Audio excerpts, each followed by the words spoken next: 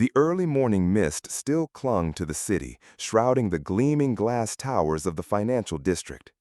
Inside one such tower, David Chin, the impeccably dressed CEO of Urban Bites Corporate Catering, felt a familiar unease settle in his stomach.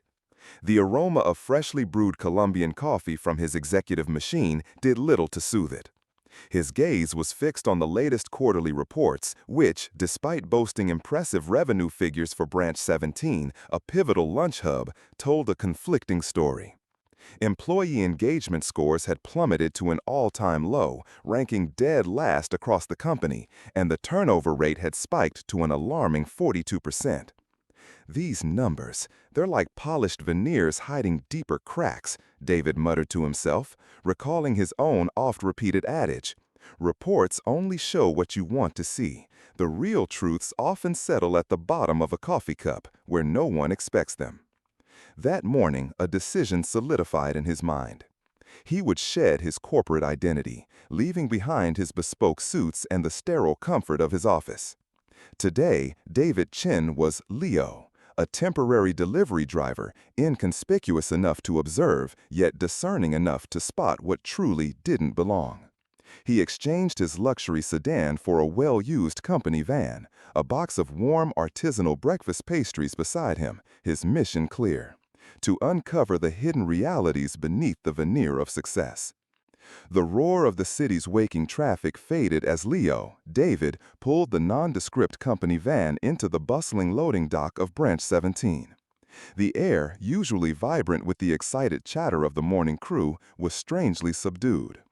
Prep cooks moved with a practiced, almost mechanical efficiency, their faces devoid of the genuine eagerness that typically marked the start of a new day.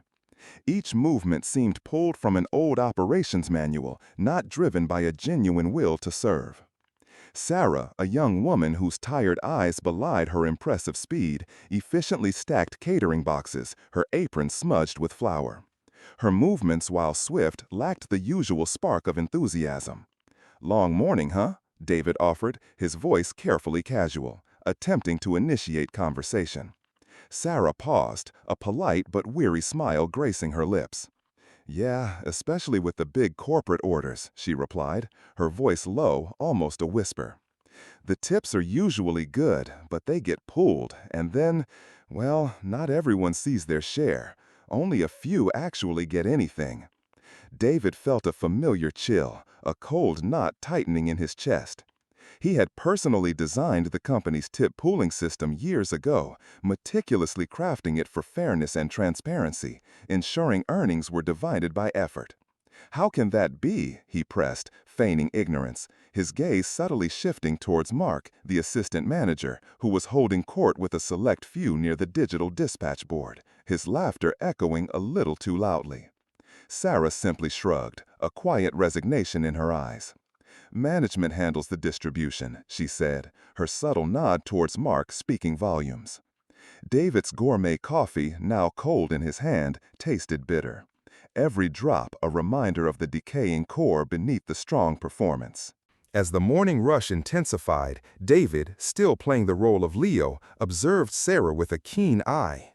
She moved with tireless dedication, her hands a blur as she loaded and unloaded trays, navigating the chaotic kitchen with practiced ease.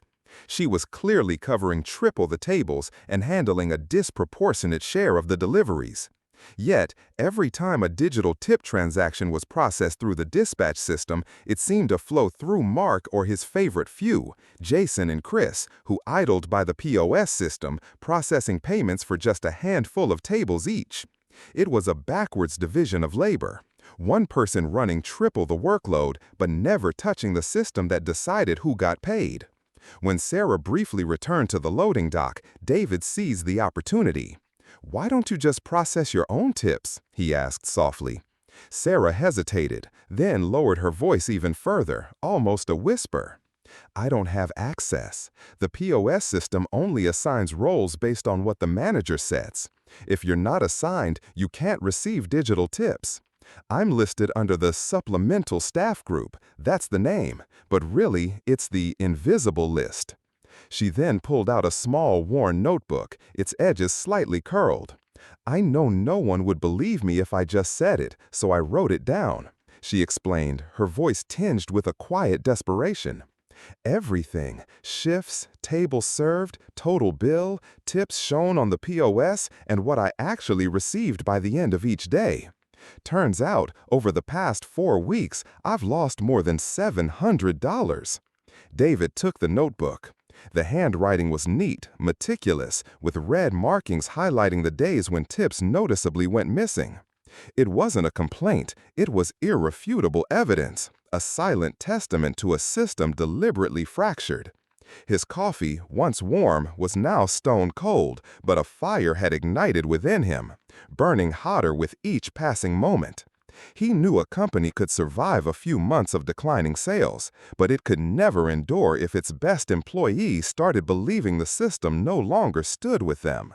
David left Branch 17 that afternoon, the rain having ceased, but an internal storm had officially begun. From the quiet anonymity of his car, he discreetly photographed the pages of Sarah's notebook. Then, from his shirt pocket, he produced a small sticky note and an old ballpoint pen, writing, "Keep documenting, but don't hand it to anyone. Wait for me to return." He folded the note and slipped it into the cover of her notebook, his lips pressed into a tight line of determination. He made a single pivotal phone call, lasting precisely 93 seconds. "Mara," he said, his voice low and resolute, "we have a problem. The POS system is being tampered with at Branch 17. I need you to step in quietly, line by line, every tip receiving account, every employee role." Mara, his formidable head of internal investigations, who had previously uncovered 3 major regional embezzlement cases, didn't ask a single question. Within the hour, the tech department had silently switched Branch 17's POS system into full surveillance mode. The next 3 days were a series of silent alarms, each revealing a new layer of deception. First, the POS interface at Branch 17 had been configured with a hidden access tier, Preferred Dispatcher, applied to only 3 accounts: Mark, his cousin Tom, and a shared logistics support user account created by Mark but never assigned to an actual person. Second, over the past 30 days, total digital tips at the branch exceeded $5,000, and a staggering 72% had been transferred to a single account: Tom Douglas, listed as POS supervisor despite his HR title being only part-time server. Third, a legal entity named Redwood Logistics LLC had been receiving consistent internal service processing fees every Friday, the money source perfectly matching the amount of missing cash tips from internal reports. David needed nothing more. Friday, 10 a.m. Urban Bytes Branch 17 hummed with the peak hour rush. Sarah was diligently working the floor, a new trainee shadowing her every move. Tom stood confidently behind the cashier, handling transactions with the kind of speed only possible when you know how to rewrite the rules. Mark was chatting jovially with a regular customer, his neatly pressed shirt and perfectly timed smile radiating false charm. And precisely at 10:05 a.m., David Chen walked in, no longer playing the role of Leo. He wore a charcoal-colored suit, his demeanor radiating authority, the CEO and founder of Urban Bytes. Behind him was Mara, no longer disguised, holding a tablet displaying real-time POS analytics. Mark froze, his smile dissolving. Tom turned pale. The entire restaurant dropped into a stunned silence, as if someone had pulled the plug on the room's energy. "Good morning," David said, his voice calm but commanding. "I won't take much of your time. Only the 15 years I've spent building this system." He placed his hand on the counter, his eyes locked on Mark. "I once said, fairness is not a slogan, it's a behavior repeated every day. But here, someone rewrote the rules to turn sharing into privilege. And I did not build Urban Bytes to be a place for people like that." He turned to Mara. She tapped the screen, and graphs appeared. Employee names, percentages of tips received, transfers to Redwood Logistics LLC, legal documents confirming Mark as the entity owner. David looked Tom straight in the eye. 72% of tips didn't end up in someone's pocket because they served well. They ended up in yours because the system was bent by someone in power. The entire diner went dead silence. Sarah slowly put her tray down and stood upright. Another staff member stepped out from the kitchen, stunned, yet as if they had been waiting for this moment for a long time. "Mark," David said, his tone no longer soft. "Effective immediately, you're suspended. All your records will be forwarded to legal. Tom, you too. There's no room here for people who turn a tip-sharing system into personal gain." He turned to everyone. "If you've truly done the work, I promise you will be seen, acknowledged, and fairly rewarded. But if you've been hiding fairness behind the scenes, even if you smile perfectly in front of customers, you'll have to leave." No one applauded, no one cheered. There was just a silence, the kind that follows when the truth has been called by its name in broad daylight. From that day on, Urban Bytes Branch 17 was transformed. No longer would tips be distributed by some opaque internal system. It became a place where those who served were clearly and transparently rewarded, with no loopholes left to twist. David didn't leave the counter immediately. His eyes scanned every staff member's face. Some avoided his gaze, others looked down, but many, for the first time, lifted their heads and met his eyes. He pointed to the POS screen behind Tom. "Starting today, this system will no longer be controlled by a few privileged accounts. We've reset the entire access structure. Every employee now has a defined identity, and access will reflect the work they actually do, not the relationships they have." Mara opened her tablet, switching to a second tab. The screen displayed a real-time dashboard showing tip allocation data from locations currently piloting the new system, with green bars representing transparently distributed tips and red dots flagging suspected manipulations.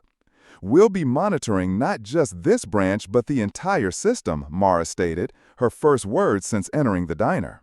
"But what we really need aren't just numbers. We need people willing to keep everything on track." The diner was still quiet, but David could feel the atmosphere shift. A young employee named Emily, who had only been working there for 2 months, quietly walked up to Sarah and gently placed her hand on her arm. A small gesture, but enough for David to know Sarah was no longer alone. From the back office, Mark stepped out one last time. He said nothing, offered no protest or argument. He simply turned to Tom, and the subtle nod between the two was a quiet admission that the game was over. Tom handed over his access card. David took it, but instead of pocketing it, he placed it on the counter, tapped the POS screen lightly, and turned to the nearest staff member. "What's your name?" "Ben," the young man replied, slightly trembling. David pointed at the POS system. "Ben, from now on, you're the first to use this system again. No more manipulation, no more hidden roles. Serve and be rightfully rewarded for your work." Ben nodded slowly, a ripple of quiet movement spreading through the diner. The wheels had begun turning in the right direction. David looked at Sarah one last time before leaving. No words of thanks were needed. Her calm yet clear gaze was the confirmation he needed. Outside, sunlight began to break through the clouds, shining diagonally onto the Urban Bytes sign. Today, it still bore the same name, but the way this place operated had just been redefined. No more nameless servers, no more being left out of the system just because you're not related to a manager. Only one rule remained. Those who do the work will be seen. The real ones will be rewarded. Fairness will be upheld through action. A month passed at Urban Bytes Branch 17. The early mornings no longer carried the scent of exhaustion, but instead the soft aroma of buttered toast, the joyful clink of spoons and cups, and a new sound, steady, objective, coming from the digital display beside the POS. Tip sharing live, verified. Now whoever served was seen, open, transparent, in real time. Shift schedules were rebuilt from scratch, no longer based on relationships but on competence and transparent choices. The POS system granted personalized access, automatically logging service by employee ID, leaving no room for silent fraud. And the person behind this entire transformation wasn't just David, it was Sarah. No longer juggling 12 tables alone, she now walked through branches as a regional training manager, bringing the transparent tip-sharing model to every remaining Urban Bytes location with outdated practices. She didn't preach, she told her story and let the old truth speak for the new system. One morning, David returned quietly, without announcement. He sat at the same old table where it all began, with a cold cup of coffee and a slice of toast. Sarah didn't notice him come in. She was busy instructing a group of new hires on how to check their access permissions before each shift. Their young faces were focused, no longer burdened by the fear of being invisible in the system. On the table, before leaving, David had left a folded $50 bill under a half-eaten pancake. Beneath the bill was a handwritten note. "Thank you for not giving up, even when no one stood beside you. Today, you are no longer alone, and no one else will be left behind." Sarah found it while cleaning the table. She read it, then quietly folded it back, saying nothing. She gently slipped the note into her old notebook, now completely filled, not to write more, but to remind herself what was once written to prove injustice was now a memory of a system that had been revived. Sarah never opened that note again. She didn't need to.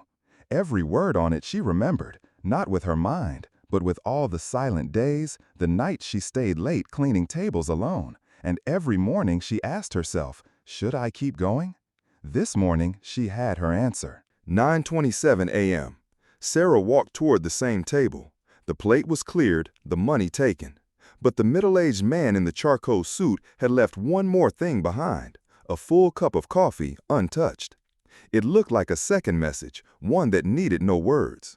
Some things don't need to be used to have meaning, like kindness. She looked up at the digital board, still displaying tip shares. Her name didn't appear as often anymore because Sarah no longer waited tables. Sarah now stood beside others. At branch 42, an employee named Nina sent her a message. "Sarah, I just wanted to say thank you.